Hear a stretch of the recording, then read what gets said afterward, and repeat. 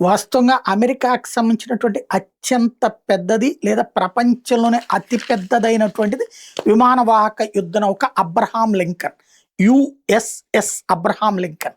అది ఆల్రెడీ మొన్ననే దాని పోర్టు దగ్గరికి పంపించేశారు. వాస్తవంగా ఇంతకు ముందు ఇరాన్ చేసిన దాడిలో దానికి సంబంధించినటువంటి టాయిలెట్స్ దెబ్బతిని ఇక అప్పటి నుంచి అందులో పనిచేసే నావికులు తిప్పలు పడుతున్నారు. వాళ్ళు చివరికి ఆ మానసిక మనోవ్యధ భరించలేక, అంటే 2000 మంది ఉన్న చోటన దాదాపుగా 500 దాకా ఉండే టాయిలెట్స్లో 400 పాడైపోతే 100 టాయిలెట్స్లోనే వీళ్ళందరూ కార్యకలాపాలు చేసుకునేటప్పటికి ఇక నానా తిప్పలు పడ్డారు.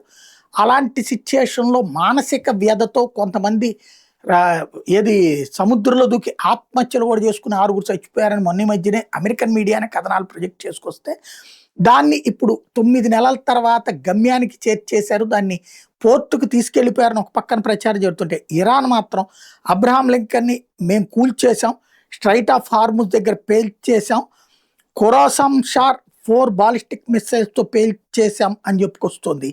బట్ ఇది అమెరికా ధృవీకరించలేదు. ఇంకొకటి ఏంటంటే, ఇట్లాగా కనీసం 100 సార్లు దాన్ని పేల్చేసామని చెప్పుకుంటారు తయారు చేసి.